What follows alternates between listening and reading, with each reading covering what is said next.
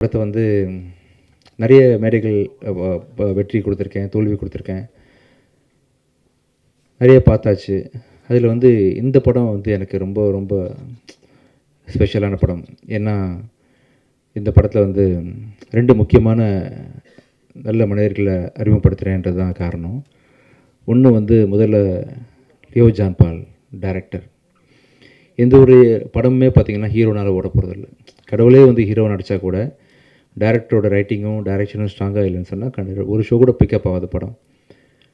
அதே வந்து யாருனாலுமே ஒரு குரங்கை வச்சு படம் இருக்கிறோம், கழுதியை வச்சு படம் இருக்கிறோம் அப்படின்னு சொன்னால் டைரக்டர் ரைட்டிங் ஸ்ட்ராங்காக இருந்தால் அந்த படம் பிளாக் பஸ்டர் ஆகும். அதுக்கு ராமநாதன் சார் பெரிய உதாரணம். அப்படி வந்து நான் எந்த படத்துக்கு ஓடினாலுமே அந்த படத்துக்கான முழு அங்கீகாரத்தையும் நான் டைரக்டர் தான் கொடுப்பேன். இது வரைக்கும் அப்போ நான் அத்தனை படம் அப்படி தான். அதில் வந்து ஒரு இந்த படம் ஓடினதுக்கு முழு முதற் காரணம், எல்லா காரணமுமே வந்து என் டைரக்டர் லியோ ஜான் பால் தான். அவர் வந்து நான் வேறு லெவலில் இருக்க வேண்டிய ஒரு எடிட்டர் இண்டஸ்ட்ரிக்குள்ளே. அளவுக்கு அதிகமான சின்சியாரிட்டி. ஆக்சுவலாக டைரக்டருக்கே கோவம் வரும் சம்டைம்ஸு. ஆனால் அவர் டைரக்டருக்காக தான் பேசிகிட்டு இருப்பார் லியோ. ஆனால் அதை ஒத்துக்கிறதுக்கும் புரிஞ்சுக்கிறதுக்கும் கொஞ்சம் டைம் ஆகும் எல்லாருக்குமே. பட் கெட்ட பேர் வேணாலும் பரவாயில்ல, நான் வந்து உண்மைக்கு பக்கம் நிற்பேன், நல்லது தான் சொல்லுவேன்ற மாதிரி பல விஷயங்களில் அவர் பிடிவாதமாக இருந்ததை பார்த்து தான் அந்த வாய்ப்பை நான் உங்களுக்கு கொடுத்தேன். ஆக்சுவலாக நானே சில சமயம் கோவப்பட்டிருக்கேன், என்ன லியோ அப்படின்னு கேட்டிருக்கேன். நான் ரொம்ப யோசித்து பார்க்கும்பொழுது அவர் வந்து தான் வேலைக்கு ரொம்ப உண்மையாக இருந்திருக்காருன்றதை நான் வந்து புரிஞ்சுக்கிட்டேன். கண்டிப்பாக சொல்கிறேன், லியோ வச்சு நீங்கள் ஃப்யூச்சரில் யார் படம் எடுத்தாலுமே கண்டிப்பாக ஒரு ரொம்ப சின்சியராக யார் வந்து சொன்னாலும் அந்த படத்துக்கு உண்மையாக ரொம்ப இருப்பார். ஆஸ் எடிட்டராகவும் இருப்பார், ஆஸ் எ டேரக்டராகவும் இருப்பார் அப்படின்னு ரொம்ப பெருசாக நம்புகிறேன். ஸோ இது வரைக்கும் நீங்கள் பட்ட கஷ்டம்லாம் சேர்ந்து இதுக்கப்புறம் ஒரு பெரிய சக்ஸஸ்ஃபுல் பர்சனாக நீங்கள் லைஃப்பில் இருப்பீங்க. இவரை லான்ச் பண்ணுறது, ஒரு நல்ல மனுஷனை லான்ச் பண்ணுறது மூலமாக சந்தோஷப்படுறேன். அடுத்தது வந்து என்னோடய தங்கச்சியோட சன் அஜய். பிச்சைக்காரன் படத்தில், ரோமியோ படத்துலலாம் எனக்கு ஏடியா ஒர்க் பண்ணார். அஜய் லான்ச் பண்ணுற ஒரு படம், ஃபஸ்ட்டு படம் வந்து தப்பாகிடக்கூடாதுன்னு கொஞ்சம் ஒரு கவலையிலே இருந்தேன். அது இல்லை அப்படின்னு சொல்லிட்டு நீங்கள்லாம் சப்போர்ட் பண்ணி இந்த படத்தை நல்ல ஒரு பேர் வாங்கி கொடுத்துருக்கீங்க. அப்போ அஜயை ஃபஸ்ட்டு படம் லான்ச் பண்ணுறதை தாண்டி இன்னொரு பெரிய சந்தோஷம் எனக்கு இருக்குது. அது வந்து எவ்வளோ கோடி கொடுத்தாலும் கிடைக்காத ஒரு சந்தோஷம். ஆக்சுவலாக எவ்வளோ கோடி கொடுத்தாலும், நான் இன்னும் எவ்வளோ படம் நடித்தாலும் சரி, இதுக்கு முன்னாடி நடிச்சிருந்தாலும் சரி, பிச்சைக்காரன் 1க்கு ஈக்குவலாக வந்து எந்த படமே இருக்க முடியாது. ஏன்னா 100 சாமிகள் இருந்தாலும் அம்மா உன்னை போல் ஆகிடுவான்ற மாதிரி அந்த ஒரு படத்தை எனக்கு வந்து பரிசாக கொடுத்த சசி சாரோட டைரக்ஷனில் அடுத்த அஜய் பண்ண போகிறது. அந்த படத்தை வந்து உருவாக்கி கொடுத்த ரமேஷ் பிள்ளை சார்.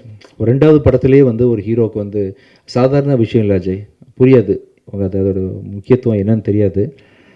அதுவும் அந்த கதையை நான் கேட்டேன், ரமேஷ் சார் நான் வந்து பிச்சைக்காரன் 1க்கு கதை கேட்டு முடிச்சுட்டு சார்கிட்ட பர்மிஷன் கேட்டேன். சார் கொஞ்சம் வெயிட் பண்ணுங்கள் சார், கொஞ்சம் அழுதுட்டு வந்துடுறேன், ரொம்ப முடியல, அதாவது கதையை கேட்கும்போது டிஸ்டர்ப் ஆகக்கூடாதுன்றதுக்காக அப்படியே ஹோல்டு பண்ணி வச்சுருந்தேன். அதே மாதிரி பல நாள் கழித்து சசி சாரோட டைரெக்ஷனில் இந்த படத்தில் வந்து எப்படி ஒரு மனுஷனால் சொல்லாமலே டைம்லேருந்து ஆரம்பிச்சு தனஞ்சயன் சார், சரி சார் இந்த படத்தை நீங்கள் கண்டிப்பாக பார்க்கணும், இப்போ ஷூட்டிங் போக போகிறோம் நெக்ஸ்ட் மந்த்து, சொல்லாமலேருந்து ஒரு 20 வருஷமாக ஒரு மனுஷனால் எப்படி இவ்வளோ க்ரியேட்டிவாக இருக்க முடியும்னு சொல்லிட்டு அவ்வளோ, அதாவது இது வரைக்கும் யாருமே சொல்லாத ஒரு விஷயத்த வந்து யாருமே யோசிக்கலை. அந்த விஷயத்த நம்ம பல படங்கள் தமிழ் சினிமா பார்த்துருச்சு, யாருமே பார்க்காத ஒரு முக்கியமான ஒரு சொசைட்டிக்கு தேவையான ஒரு நல்ல கருத்தோட அந்த படத்தை வந்து சசி சார் இன்றைக்கும் ஷார்ப்பாக பண்ணியிருக்காரு. கேட்கும்போது அவ்வளோ காமெடி, அவ்வளோ emotional sequences plus with moral, அதாவது சொசைட்டிக்கு தேவையான விஷயங்கள்னு சொல்லிட்டு அப்படிப்பட்ட ஒரு படத்தில் வந்து அஜய் நெக்ஸ்ட்டு நான் நடிக்கிறதும், நான் சசி சார் கூட பணியாற்றுறதும், அதை ரமேஷ் பிள்ளை சார் இயக்கிறதும்,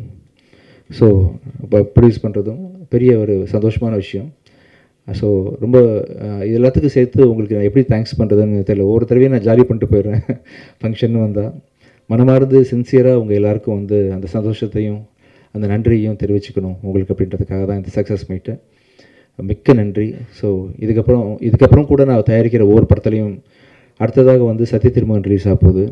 கூடி சீக்கிரம் அதுக்கான அறிவிப்புகள் ஐ திங்க் இன்னும் 5-6 டேஸில் அதோட ரிலீஸ் டேட் அனௌன்ஸ் பண்ணுறேன். படம் ரொம்ப நல்லா வந்திருக்குது. எனக்கு என்னமோ நல்லது நடந்துகிட்ருக்கு இந்த டைம்லலாம் தெரியல. நான் மிகப்பெரிய விசிறி அருண் பிரபு புருஷோத்தமன் டைரக்ஷனுக்கு அருவி படத்தை பார்த்து, வாழ் படத்தை பார்த்து நான் இப்படி ஒரு டேரக்டர் நம்ம ஊரில் இருக்காருன்ற அளவுக்கு அவரை வந்து நான் சத்யஜித் ரே அளவுக்கு நான் மனசில் வச்சுருக்கிறேன் அருண் பிரபுவை. அவர் டைரெக்ஷனில் வந்து இந்த ப்ராஜெக்ட் ரொம்ப பயங்கரமாக வந்திருக்கு. பார்த்தவங்க எல்லோரும் சோஃபார் வந்து வேறு மாதிரி அதை அப்ரிஷியேட் பண்ணிட்டு போயிருக்கிறாங்க. இன்றைக்கி டேட்டில் நான் வந்து அந்த படத்தை வந்து விஜய் டிவி ஹாட் ஸ்டார் தான் டிஜிட்டல் வாங்கியிருக்கிறாங்க. ஹிந்தி ஆர்கேடின்னு ஒரு கம்பெனி வாங்கியிருக்கிறாங்க. முடிஞ்சிருச்சு, போஸ்ட் ப்ரொடக்ஷன் ஒர்க் போயிட்டுருக்கு. விரைவில் அறிவிப்பு வெளியே வரும். அந்த விஷயம் நல்லா வந்துட்டுருக்கு. அதை தொடர்ந்து அடுத்தது வந்து லாயர் படம் ரொம்ப நல்லா வந்துட்டுருக்குது. ரொம்ப சந்தோஷமாக இருக்கிறேன். உங்கள்கிட்ட அந்த சந்தோஷம் பகிர்ந்துக்கிறதுக்காக தான் சொல்லிட்டு இருக்கிறேன். மிக்க நன்றி.